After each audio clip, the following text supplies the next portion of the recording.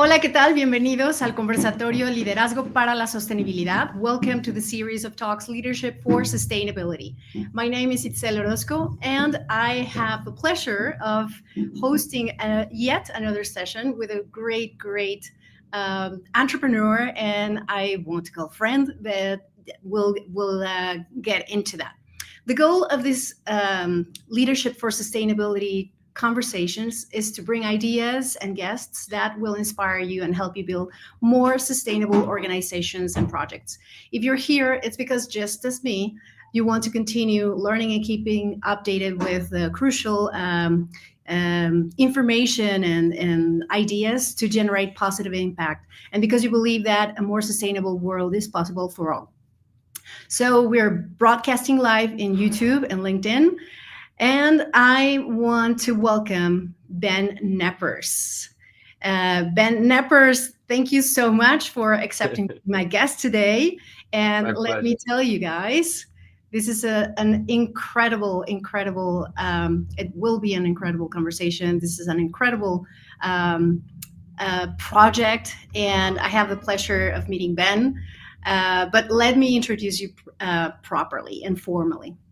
So, Ben Kneppers is the co-founder and CEO of Bureo Inc, a B Corp working in partnership with Patagonia, nonetheless, to create positive solutions to ocean pollution.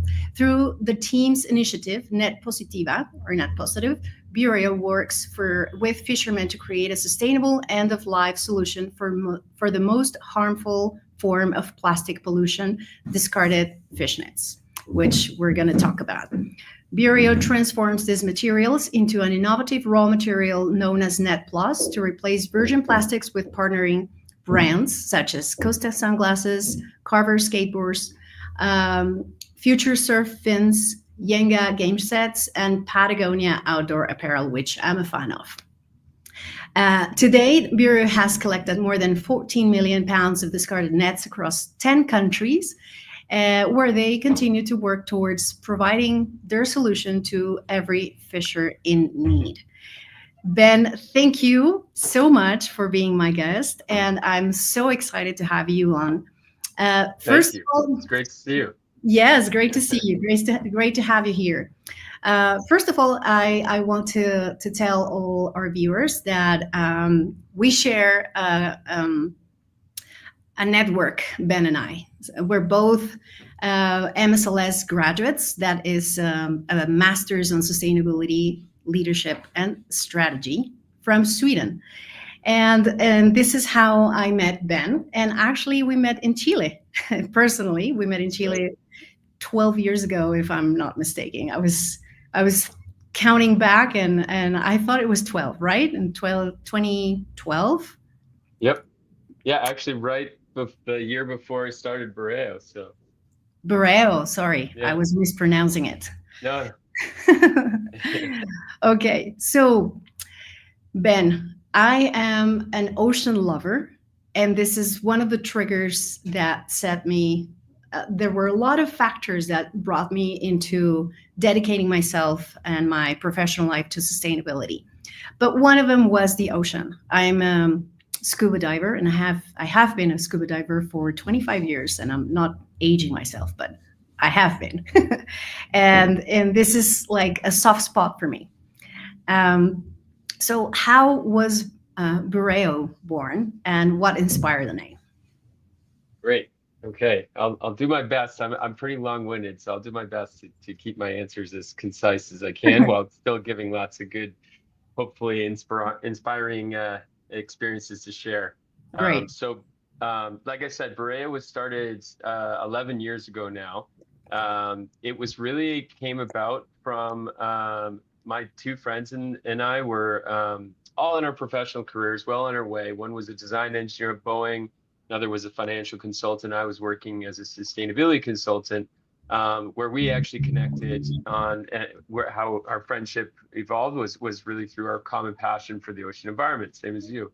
And we really spent all our free time around it. At the time, I was living in Australia, and one of them was my roommate. Another one was actually traveling through doing a surf trip around the world. And we just casually thought to each other, we're all dead and stuck into these, these pretty standard career paths. And we thought, wouldn't it be great if we could actually take these really unique skill sets we've carved out for each other and combine them for our passion, in this case being of the ocean environment. And that was kind of where we left it just at that moment, and carried on with life. And where life led me next was Chile. I got an opportunity to work for an institution called Fundación Chile. It's co-founded by the Chilean government. It's really just was an opportunity to continue my work in the field, mainly in life cycle assessment, but now in Santiago, Chile. And when I arrived there, I was really struck by two incredible things. When in my free time, really, it was one, this incredible coastline Chile has to offer. It feels like California 50 years ago. So much of it's still very much untouched, but unfortunately, obviously, it's already changed in the last 10 years, but still very, very beautiful coastline. And two, an incredible support network for entrepreneurs, and specifically a program that the government was offering called Startup Chile.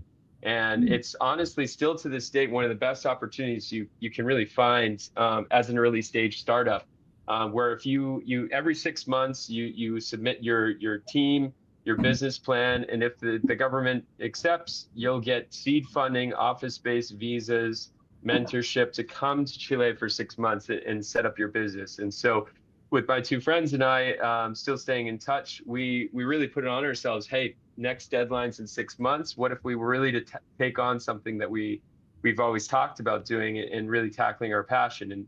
And so getting into that challenge, we dug deep on what we could do for the ocean environment. And obviously the thing we continued to see plaguing it everywhere was the problem of plastic pollution. I mean, I think probably all of us here are well aware. I mean, the numbers are staggering. We're talking about 2 dump trucks full of plastic entering the ocean every minute.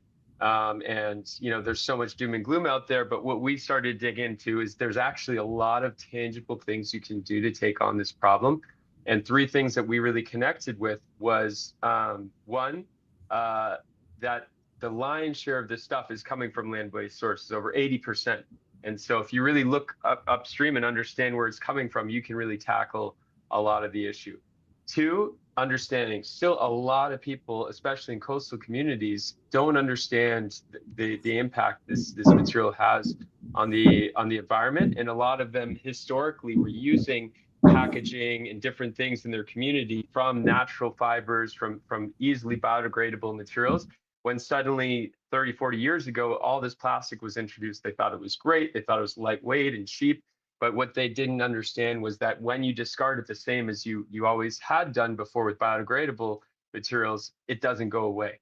And that's still a big key that people need to understand. And then third is this deeper connection with behavior change. When material that's perceived as waste is actually now recognized as something of value, people don't discard it. They obviously take care with it, because the last thing you're going to do is throw a dollar bill away. You're going to take care because it's of something of value. So basically, based on those 3 concepts, we took it upon ourselves to say, what if we could take the problem of ocean plastic pollution, turn it into an opportunity?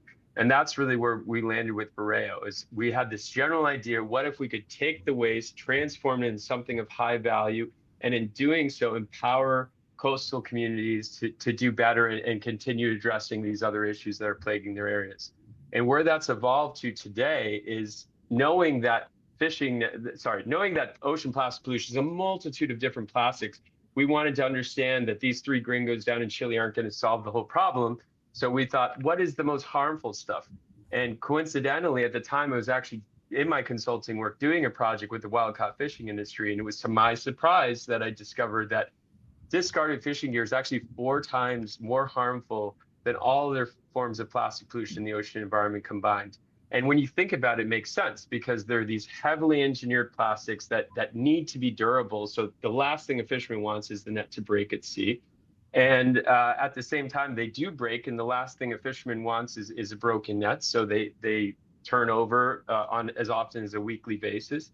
And now you've got this thing that's designed to trap and entangle marine life. I mean, that's literally the purpose of a fishing net, that now if you leave it in the ocean environment, it can last up to 500 years.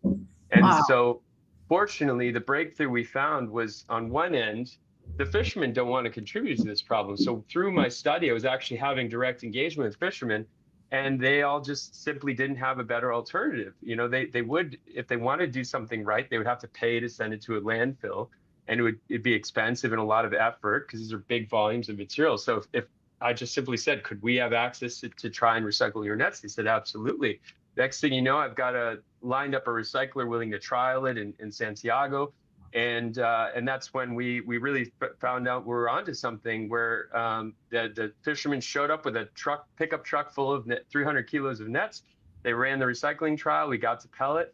And then we landed on us being surfers and skateboarders, the skateboard being our first product, where it was really that concept of upcycling that we really valued, where you could take something that was 1 kilo of plastic and now transform it into something worth well over $100. And that was an opportunity to not only allocate the funds to sustain our effort, but also scale it and have funds available to give back to the communities. And to this day, we've kind of been following that model, but I'll stop there for now because there's obviously so much to dive into. So. I know, and I can't wait. You already shared so much, and I wanted, but I'm so happy. There are things that I wanted to ask you, but you've covered some of those, like the skateboard, and I know that you have this the Net Plus, which is a trademark, right? So how does it play a role in addressing the fishnet problem? Right. So picking up the story from there, we got the grant funding from the Chilean government through Startup Chile. We made the first skateboards ever from recycled fishing nets, ran a little Kickstarter campaign. We're on our way. And as much as we were working as this small skateboard business, we were starting to get this incredible momentum. We were on the national news several times across Chile and even global news sources. And we were just getting approached by more and more fishing communities and fisheries saying, we heard what you guys are doing. Can you take our fishing nets? And what we quickly realized was we were getting access to way more fishing nets than we would ever need for just making skateboards. And so to give you a reference case, I mean, we maybe needed 2,000 kilos a year to make plenty of skateboards to run a healthy skateboard business. And we were much smaller than that. And we were getting access to hundreds, if not thousands of tons of material. So it was pretty remarkable. So millions of kilos a year we could really be starting to untap. And so obviously we had to think bigger. And that was where we were really fortunate that not only were these fisheries coming to us, but other brands were coming to us and saying, hey, we really admired what you did there. And would you ever be interested in using your recycled fishing net plastic in our products? And so we started to explore that route. And so, but at the time, our plastic, the process of recycling, it was very limited. It's called mechanical recycling, where you literally just cut up the net, you melt it down, and then you extrude it back into a little pellet as is. All the impurities, everything in it, the dyes, whatever. I mean, it was still safe to use. We tested it thoroughly. But it was just, it was a black fishing net, so you got a black pellet, so you only get a black product. So it wasn't until so we started doing that under the Net Plus brand, but it really was accelerated, honestly, in the last 2-3 years, where we've been able to now, together with our partnership with Patagonia, where we've gotten into their investment fund, we've been able to advance the recycling technology to basically get it on par, the same quality as plastic directly derived from oil. And that's really what we're after now, is taking that chip that has a lower environmental footprint and than plastic directly derived from oil, and getting it to actually replace all that virgin plastic out there, while serving this need to serve these fishing communities and create this huge solution to this once harmful material.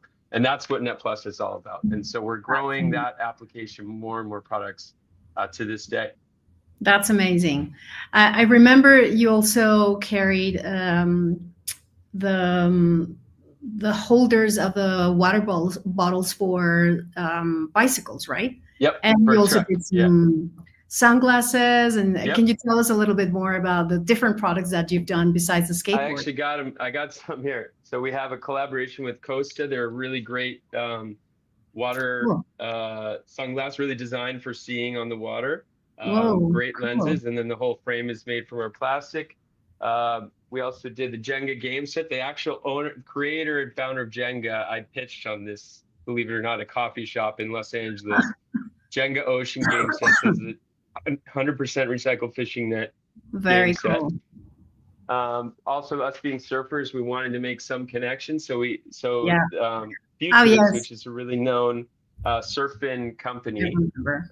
Some of the number one surfers in the world ride with their fins. Mhm. Now they've swapped out all the nylon for their Alpha series for our Net Plus material made from the 100% fishing nets. And then then it gets really interesting where we did our first collaboration with Patagonia. So this hat brim is 100% recycled fishing net, something you never think about, but the plastic almost always in hat brims is virgin plastic. Wow. And we developed that with them. And then that's amazing. Evolving from there is where we're at now. Is I don't actually have the items. The best one of all was now getting to actual fabrics. So that's the game we're into now. Is we've now their down sweater, which is their main kind of icon jacket, Right. is made completely from ours. Their shorts, board shorts, all that Yes, stuff. I remember. That's where we're getting into now. Very, very cool. I'm so excited. This is the kind of projects and the kind of guests that I want to have in this series of conversations. I am so passionate about the ocean and so passionate about fighting ocean pollution that I don't directly do it. But when I hear and when I know people like you and companies or projects like yours, like Bureo or your guys' project, I'm incredibly grateful and just excited that you guys came up with it and that you're working on it really hard and that you're bringing in a lot of collaboration and from like brands that are known like Patagonia to be very responsible in terms of the environment, in terms of protecting and restoring, regenerating the environment. So I'm pretty excited, and I want to congratulate you and your partners because you're doing a wonderful job. So thank you. Of course, it sounds a lot prettier when I can do a 10-minute summary than the actual day-to-day grind of it. Oh, I can really appreciate that. I can imagine. I can imagine. Yeah. But I'm a fan. I'm a fan and a supporter. I didn't mention I'm a scuba diver, but I also used to surf. When I started in Mexico a little bit, and then when I was living in Oregon, I was also surfing. I actually picked it up really in Oregon. So I got to meet a lot of surfers and a lot of people, very sustainability oriented people in fighting pollution and fighting ocean pollution particularly. So I'm pretty excited you guys exist. We are too. Thank you very much. I appreciate all that. I mean, it's been a journey. I mean, I think I'm happy to dive into whatever. I mean, there's so much to talk about. I mean, I think one of the benefits I would, if I may, right off the bat, that I didn't get to touch on, which is one of my proudest things about the program, is our model from the start has been a shared value model, and it's really great now that we're scaling to see that we've had that built in, embedded into our business from the start. So it's really has to continue, and it's continuing in a really great way, is the fact that every kilo of fishing net we get from fishermen, we have a budget committed and allocated back to those communities. So if a net is coming from an artisanal fisher, a low-income artisanal fisher from a small community, we pay that fisherman directly per kilo, give them the right incentive to responsibly return that net, because it is an effort to have to take care with that. But then the other end of it, these big commercial fisheries that have these huge operations, big volumes of nets turning over, what we offer to them is this membership where they commit to giving our nets at no cost. And then that money we already have budgeted to acquire the nets, we are donating into local nonprofit partners that are doing lots and lots of meaningful projects everywhere we're working with. So now that we're getting into thousands of tons a year, this is leading to hundreds of thousands of dollars we're able to generate. And that's all. We hire a person locally that has a strong background in marine science and doing conservation work. And then they, together with the fishery partners with us, we come together and use that money in as impactful ways as possible. And so that's been really, really powerful. And one of, I think, the shining lights. I mean, everyone's already sold on the fact it's from recycled fishing nets, but to me, that's the part that I get most excited about is the work we get to do in the communities beyond just removing the nets. Very cool. It usually is, right? When you work with people directly and you see the impact and what that work or how that work impacts their lives and their families' lives or the community in general, it's just wonderful. And I was actually checking because I had a couple of episodes ago, I had a guest one of the co-founders of Smartfish in Mexico, and he works directly with communities of fishermen, so that he buys more sustainable fish, and so they pay a little bit of a premium to these communities so that they make sure that the fishing process is more sustainable. And I'm happy to put you guys in touch. Yeah. You you were mentioning before we went online, I mean, we went live, that you're already working in Mexico, and then I'm excited. Yes. Yeah. I'm happy to facilitate that connection if that it's would be great. If it's helpful for both of you guys. So ocean pollution, and particularly plastic and microplastics, I was blown away when I learned, and it was from Bureo that I learned that it was the fishing nets that were causing the most harm. It's widely known that there's a lot of pollution, plastic particularly, but very few people know about the impact of discarded fish nets. How can we make people more aware of this? And is there something we can do to help? Yeah, I mean, that's a great question. I mean, honestly, it's already really encouraging to hear that you came across that from us, because that shows that one of our objectives of our business is to create awareness. So it's awesome. That's really encouraging to hear. So I think certainly sharing that more and just obviously, like I said, one of the main pillars we started on is just people still need to understand that these are issues. And so obviously people making the connection with fishing nets being such a harmful plastic. But beyond that, there's a lot of policy work moving right now.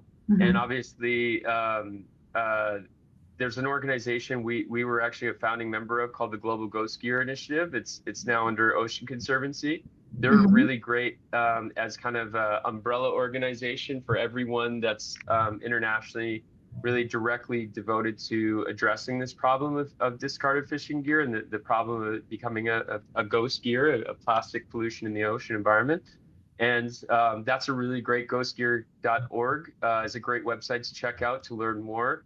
And then from that, I mean, from us personally, like the whole drive for us to be able to continue providing our solution to more fishermen, which obviously is preventing this harmful waste, is about, for us, again, not making too strong of a pitch for us, but when you see the Net Plus tag on a product, you can know you are directly tied to us supporting this, because right now, we're basically in a ramp-up period where we're getting ready to expand beyond the Americas. We pretty much well covered the major fishing countries of North and Central and South America, and now we're getting ready to go beyond to Africa and Asia. And it's really, quite frankly, dependent on the demand for the material increasing, which we are starting to get to happen, which is really exciting.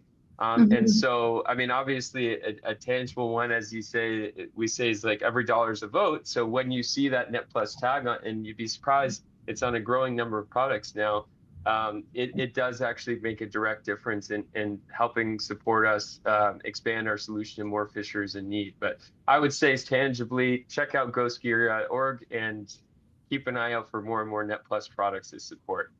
Wonderful. So Ghost Gear, so that I leave it here in the comments.org. Ghost. No, I'm Geo G. Yes, GHOSTGEAR. great. Yeah, there. So it's in the comments. You guys go check it out. So you were talking about your interaction with fisheries and fishermen. How has this shaped Bureo's mission and operations? I mean, you've already mentioned quite a bit, but has this evolved, or how has this evolved? Yeah, I think for our mission, I think it's definitely opened our eyes to how much there's an opportunity not just to make this product or that product from the fishing nets and be just an example, but actually how much opportunity. I really thrive on that word empowerment. And Mhm. so in a lot of ways, we're really just the connectors to empower the people and empower the fishermen to have a sound end of life solution for their nets. Then we can empower the community members that we actually give full-time jobs to be the ones managing those collections and the pre-processing of the nets so we can recycle them. Then we're actually empowering our recycling partners and adopters of the material to now have this environmentally sound alternative than just relying on post-industrial or virgin plastics that have a much more complicated backstory and unfortunately can continue contributing to the plastic pollution crisis we're facing. And Mhm. so I think empowerment's really shaped a lot of it. And so when we first came with the idea, we thought, yeah, we could, get the nets that we need from the communities. But it was like I was saying earlier, really pivoted when we saw the potential to scale this and how many fishers really were in need of this problem. And so it quickly came from like, let's make some products and upcycle it into something of value that we can make a business out of to like, let's end this problem of Mhm. ocean of fishing net pollution, and that's really where we're after right now. Very cool. Awesome. That's wonderful.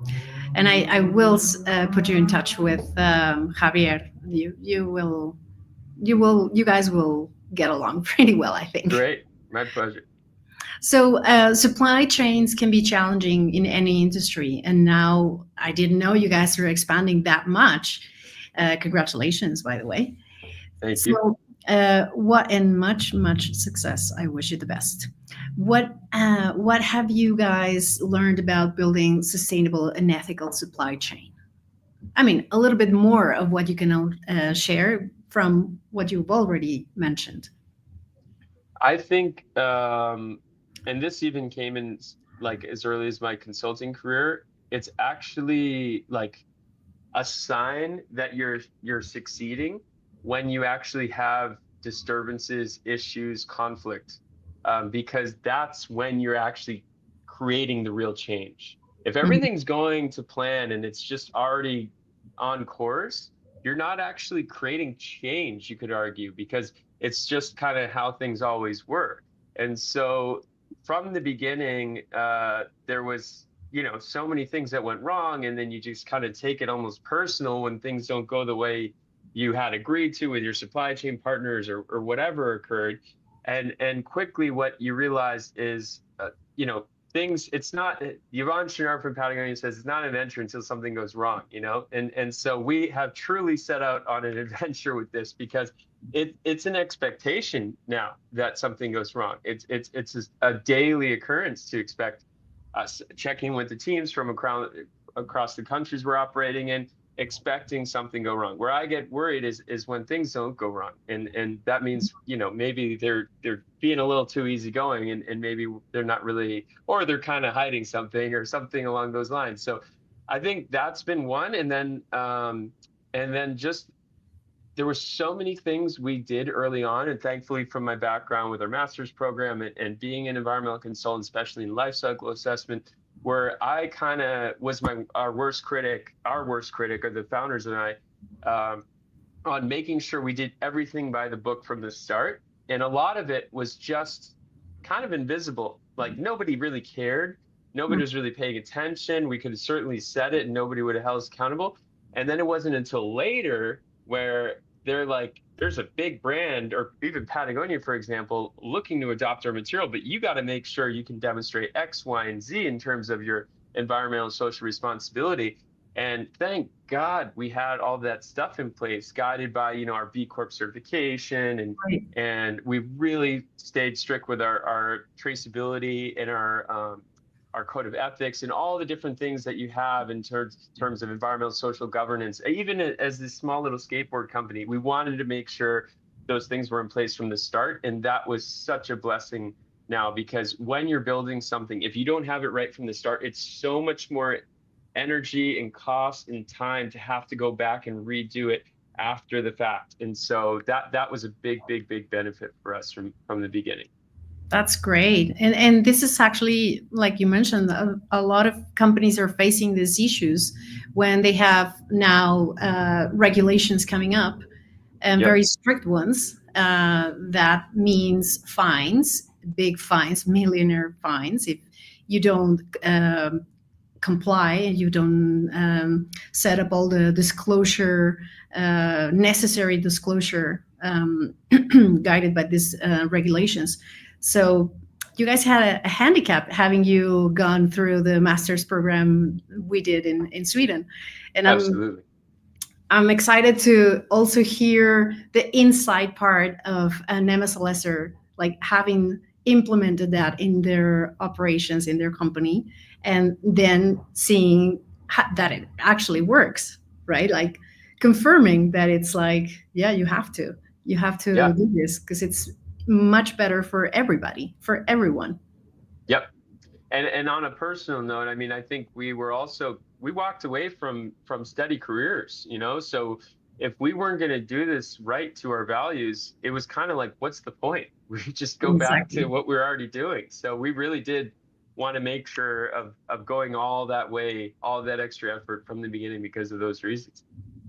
Very cool. Very cool. So you were mentioning, not sure if you mentioned this in the studio before we went live, but you mentioned that you guys are doing some workshops. So can you tell us a little bit more about the programs Bureo is currently implementing, and what key lessons have emerged from these initiatives? Yeah. So like I was mentioning before, so that shared value model, what it's doing is every country that we're operating in and we're getting member fisheries donating nets, it's basically setting up a fund that about once a year will be generating a sufficient volume of funds that we then with our own country manager and the fisheries working together with us, we develop specific plans on how we want to disseminate those funds for those communities. Typically, it's always through a local nonprofit partner that's going to utilize the funds. Give you some examples. In Chile, we've done a lot of solar PV projects. So we Mhm. identify a local homeless shelter, a local primary school, and we offer them this free solar electricity system for their roof. And then they Mhm. actually make an agreement that the money saved on the costs of their energy bill, they can actually allocate that to other things benefiting the school or the homeless shelter. So we had a homeless shelter that could only house 8 families in the winter. That got to increase to 14 because of that extra funding available. And we had a whole nutrition program that got funded with a local primary school in Chile because of the extra funding that became available. In Peru, we've had some really big projects underway. We actually have done a lot with the primary schools surrounding the fishing communities that we're getting the nets from, and from doing an entire there's a lot of challenges obviously with potable drinking water in those areas, so we've done a lot of work to have potable drinking water literally trapped and collected from the air. There's these special water collection and purification devices to entire wetlands that we've gotten to provide watering for native trees. And now we actually have a project where we're trying to recycle the fishing net waste that can't go directly into Net Plus to make building materials for the local communities. And our first project we're working on now is actually a playground made entirely from recycled fishing nets and plastic waste collected from the area. Um, List goes on and on. I mean, Ecuador is a pretty exciting one. We do a lot of marine rehabilitation and conservation work. So we've done mangrove protection. Turtles are very much heavily affected by fishing net waste pollution. So we set up and funded a turtle rehabilitation center. And in Mexico, we've done a variety of projects ranging from helping restore a museum in Ensenada, to doing some biobordas, which are basically the plastic collection points that you can set up in rivers in major waterways and communities to prevent the plastic getting to sea. And then yeah, list goes on from there. I mean, I can go on and on, but that gives you kind of a taste of it. It's really about trying to, we call it CPR, so clean, protect, restore. So focusing on those areas and making that deeper connection of saying this is literally from the fishing net waste from the area. So the value that the fishers get from it is such great value beyond, something they could get paid for the nets potentially. And also the awareness factor is just growing so much more exponentially by people getting to be making that connection that this was all funded through the recycled fishing nets. That's amazing. Congratulations. This is like way bigger than only a skateboard. Yeah. We've been busy. It's been 10 years. So yeah, 11. Wow, 10 years already. Yeah. Wow. Wow, that's amazing. Yeah, I guess I met you like 12 years, just a little earlier. The year before. Yeah. Wow, that's pretty cool. That's pretty exciting. So excited for you guys and for the ocean and for the communities. So yeah, education is vital for Bureo's mission and the interaction with the communities. This raising awareness as well, and not only with the communities, but it goes beyond, right? Because the communities have families and they have friends. And usually if I locate myself in a fishing community in Mexico, for example, in a coastal town, their links are not as far off, like geographically, but it does make an impact, and especially now because everybody's connected. Even the internet gets to smaller communities, so this does make an impact, and it does make waves. So the raising awareness piece is there, and I'm banking that it will grow. And is there anything we can help? I mean, just please take the stage and let us know how we can help. No, thank you. You just made me think of the significance of our name. Actually, means it. The word Bureo actually means waves, and we chose it for that reason as well. Yeah. It's actually from the native people of Chile. It's a Mapudungun language, and it means the significance is waves. So we wanted to recognize, obviously, Chile is the country that gave us the opportunity to set this up, but also, just like you said, we want to create waves out of this. So like us, obviously we're not going to solve this problem on our own. We're these three gringos in Chile trying to set out on this crazy adventure. But with that, just as a wave starts with this small disturbance of this on the surface of the ocean, we're starting with this ocean of plastic. But just as a wave with more time and energy can become this great force of nature. And that's really our belief in Bureo is that awareness and education part plays a huge role in that. It's why we landed on something like a skateboard too. It's such a great educational, so it's something positive, something fun that we can really shine a positive light on this problem. That's amazing. And I love the piece. I love this variable of education in what you guys do, because also in my work, I recognized after many years that working on sustainability, that a lot of companies still don't quite get it. But at the beginning, like for me 20 years ago, when trying to sell sustainability consulting to a company or leadership for sustainability, it's like, why do I want that? Like, I have other priorities and the budget is limited and whatnot. So I recognize that the education piece was key for people to understand how important and crucial and time sensitive is to educate themselves as individuals and as organizations before like actually committing to some sustainability or ESG project nowadays. ESG, right? Yeah. Yeah.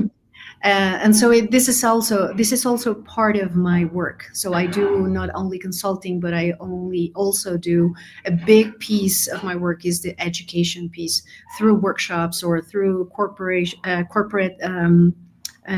programs like training programs. So I'm excited and I'm happy that you guys are doing that. And I kind of part of me is like, yes, of course they do that because you have to. You'd be surprised. There's still a lot not being done, and that's kind Yeah. of No, I know. yeah. I I mean, know. that's yeah. Coming from my consulting career, there was so much of having a meeting to have a write a report, to have a meeting to write a report, and then when you actually got to the big decision makers, they were, oh, here we go, the sustainability stuff again. And honestly, it's been so refreshing and fun to be in such a positive space now too, because even like, the biggest denier of whatever we want to get into still can be, everyone can appreciate a clean beach. Everyone can Yeah. connect on the visibility there is and the ugliness of just purely looking at a place polluted with plastic, Yeah. especially being these beautiful marine environments. And so, you'd be surprised how many of these people that wouldn't typically stand with people on climate change and these big issues we all care much about, know are so critical, being like, you guys are all right. I like what you're doing, and that opens a lot of doors to just start to let people see bigger and what can be done. And that was a really big point for us, is we wanted to set it on a positive note, showing that Yes. not the doom and gloom of what's out there, what can be done. And there's so much more that can be done. And there's there is obviously the movement has never stopped. So we're just proud to be, doing our part in it and in such a fun way. Of course, of course. I'm really, I admire you guys and I respect your work. And I love what you said about like moving away from the doom and gloom. Because also in my experience in working on sustainability for so many years, you have to move away from that speech. Otherwise, I mean, sometimes I feel like people look at me like, oh, you're going to come and talk about sustainability. And they look at you like you're the Grinch of life, period. Yeah. So yeah. It's like, not really. I mean, and it does connect to maybe you were talking about these conversations opening doors because it makes it or it gets to a point that it becomes personal when you go to the beach with your family or with your boyfriend, girlfriend, and you don't have a clean beach to relax on or a clean ocean to go and swim in, then it does make it does become personal, and that's why those people are open, right? Because they enjoy certain parts of life which are connected to nature. Absolutely. Yeah, it's I mean, for me it's impossible to think that people are not concerned or could not be concerned about the protection of the environment, because we are part of it and we enjoy it and we eat from it.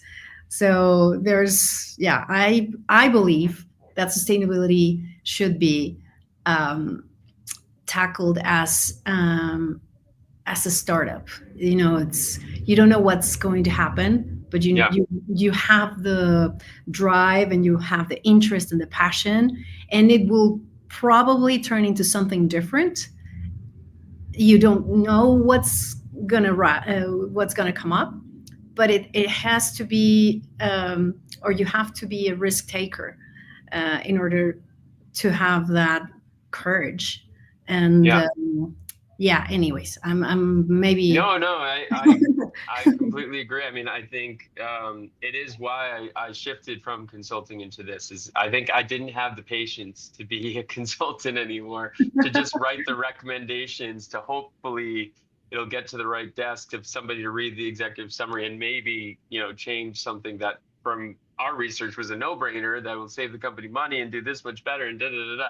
Yeah. But anyway, I definitely got too impatient for that, and that is great excitement about this kind of B Corp movement of shared value businesses where you can use business for good Yeah. and driving the solutions. I mean, I think obviously it's got to be solved on every level. You know, the policy level is a huge other one, but I don't really meddle with that at all. Every time we've gotten anywhere with policy with governments, it's the government's changed and then everything has to start over again. So again, Yeah. no patience for that either. So it is a fun and free space to be in when you work with business, because yeah, you can be, you are the decision maker. You can be the driver yourself. If you can create the solution, you can create a market for it.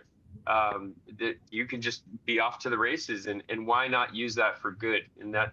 that's really where I hope we can tap into now. And I think the whole circular economy movement that's happening now, I think that's this, to me, that's what specifically the problem of plastic pollution, that's what's got to crack it. It's no longer looking at plastic as waste, and everything becoming, having the technology so it can become a resource again in a viable market where plastic's no longer subsidized, and we have a fighting chance to really be its way. If you actually had a market price, every piece of plastic will be picked up because it would be worth it. And Exactly. so that's where I think hopefully we're on our way with, and that becoming more and more, it's becoming more and more a real thing. And it's so encouraging now that the Yes. brands beyond Patagonia we're talking to now, we've got over 20 brands that have launched our material into the Net Plus material in the market in the last 2 seasons. And we're talking with some really, really big companies now, and they're taking notice. And so there's still a lot of work to do, but I think there's a way we can squeak out of this one and find the right end result that we need to get to. And as we obviously know, we don't really have a choice. We have to, or otherwise, unfortunately, Yeah. so much of what we love today is going to suffer. It already has been. So Yeah. it's really encouraging to be on this side of this thing, that it's my dream work, to be on this side of this fight where I can be, doing something that can be enough to make a living while also really being on the front lines. I was just at our plant in Chile last week, and I mean, it's incredible. We're sitting on almost 900 tons of fishing nets right now. Wow. That's And amazing. there's a team of over 20 people. We're full time, well paid, making a living from this for years in Chile, as well as all the other countries we're in. And it's I couldn't ask for a better deal. I mean, certainly there's a lot more work I want to do, but very, very grateful to be on this side of the movement. Very cool. And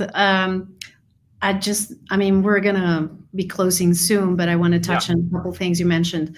I'm happy that you guys are doing your work, like I said many times already, but count on consultants like me, because there's still a lot of work to do with big companies that were not born with unfortunately, with these values and with this intention of regeneration or protection or conservation.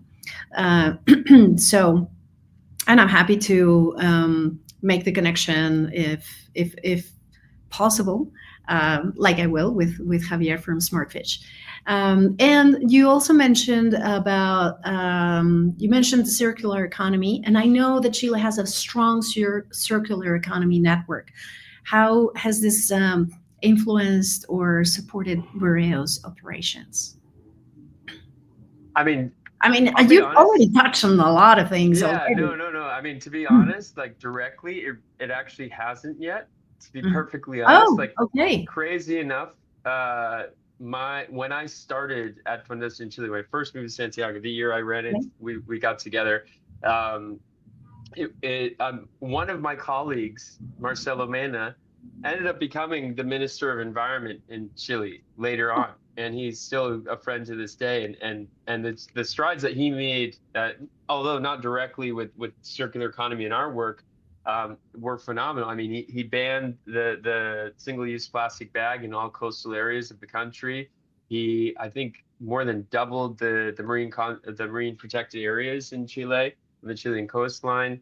it dramatically increased the amount of renewable energy investment in Chile. As you know, it's an incredible opportunity for solar in Chile with Yeah. the sun being as strong as it is. But I'd say the closest thing we've gotten to, which again has been really great overall, has been they've put in place, which is I think the most encouraging policy I've seen to date, is Extended Producer Responsibility Act, which is Hmm. where you hold industry and sellers accountable for their products that are at their end of life, contributing to harmful forms of pollution. They hold them accountable for reclaiming that back at its end of life. And so they've already identified specific categories. I think it's around 8 to 12, car batteries being one, and plastic packaging, and these really common, really harmful ones. And we Right. have been in discussion of eventually seeing if we could get there with fishing nets being a category. It hasn't happened yet. I know that the European Union is also planning to, I think they have committed to having fishing nets for extended producer responsibility, but that would be a really, really big play, because that's now having full accountability of all the nets that are in Right. use to Right. be accounted for when they're at their end of use. Because honestly, a lot of stuff, just accountability is such a big thing we deal with, where okay, they give us the stuff they have readily available, but we know there's other stuff going on, and where is that ending up and what's happening to it. So that would really be a big one. And I know that Chile's working on it now. But beyond that, it's really been their entrepreneurship programs. That Startup Chile Mm-hmm. program, we got a follow-up grant as well. It's not only been great for us, many startups have succeeded from it. And so I think just the openness and willingness, even just as a culture, Chile had for us to give us the opportunity to create our business there, honestly, overall was the bigger impact and benefit for us than any really specific circular economy measures. Although they have been very progressive in that area, it actually hasn't been that direct for us as of yet. Okay. So I was assuming you guys were already like pretty supported by the network, but thanks for clarifying Yeah, that yeah, point. And yeah. hopefully, things will move faster in a positive note. Yeah, I mean, honestly, that's no knock on Chile. I mean, they've excelled in so many different policy Yeah. movements. Nobody's really touched fishing nets other than maybe what they're working on in Europe now. So Yeah. I think overall, they've been, like I said, it's been a huge opportunity for us to get the opportunity we did in Chile. We wouldn't have done it if we didn't get the opportunity that Chile gave us. Right. Wonderful, Ben. Well, I want to be very respectful of your time, and I just have one final question for you. What do Okay. you think is necessary to achieve more decisive leadership towards sustainability, regardless of the sector or the industry? Oh, jeez, you're leaving me on a whopper here. Oh my goodness. Wow. Oh my gosh. I Oh, mean, well, you are an there's. MSLSer. I trust you know a lot Have of you things. heard of the funnel? Yeah. Yeah. Uh, oh man. Could you just rephrase that again? Because that was a lot. That was a lot for me to Sure. have to digest. Yeah. So, what do you think is necessary so that we become more decisive as sustainability leaders? Yeah. I mean, I think I would definitely have to go back to MSLS on this one, and certainly the framework and the principles that we're guided, because you need to have that foundation. You need to have your principles in place, Hmm. because it just makes it so much easier when those hard decisions come. Because if you have your values set, if you have your principles set, if you have your objective and goal and vision defined, uh, when all those things come up, you just simply already know which way to go, because you have all those things already defined. So I feel Hmm. like always making sure to stop, knowing that at any given moment, even in the hardest of decisions, even more so, to stop and pause, give yourself time to reflect, even when there is a sense of urgency. I find so many times when that's actually the most important moment to stop and slow down, and Hmm. then going back to those values that you've already set for yourself. And if you don't have them yet, feel free to put them together. There's no better time than now to get that right. Yeah. And like we talked about, the natural step and the framework for strategic sustainability, that's a really great strategic sustainable development. I can't get that wrong and have our classmates heckling me on that.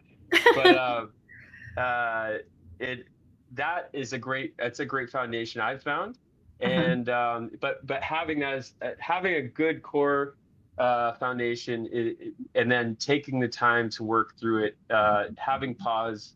I think those are the keys for good leadership qualities to get through those tough decisions. I can't agree more with you. And there's still so much work to do because a lot of people lack this preparation, this Yeah. education, like we were mentioning earlier. Um, Ben, I am so grateful to have you. I was so excited to have you on, and now I'm very grateful. But I'm really just like I'm really grateful that you guys exist, that you guys came up with your business idea, your skateboard, and everything that has evolved after that. You guys are movers and shakers, and this is the kind of guests that I love having in these conversations to inspire people, like I said at the beginning when I was introducing it. So this Thank is, you. That means a lot. I really appreciate those words. Thank you. you're welcome. Well, thank you guys for connecting. And this is already in my YouTube channel. You can find this conversation if you didn't catch it uh, from the top. It's really, really interesting. So hopefully you can rewatch it and share it. You can also look up Bureo, and I'm going to post the comment here in the comments. It's bureo.com, right, Ben? .co. .co for Correct. Chile. No, just co. .co. Oh, not com .com? was too difficult. No com. Com Oh, was too okay, sorry. difficult. And then we just stuck with it. Okay, perfect. Small Bureo. startup, couldn't get the rights at the time, and now just held to it. Okay. Okay, great. Well, it's already in the YouTube comments. Please check it out. And if you come across any of the Net Plus products, buy them and learn more about it. Thank you so much, Ben. Don't disconnect. I'm just going to get off from the stream. Thanks. Bye, guys. Bye, everyone. See you next year. And happy holidays.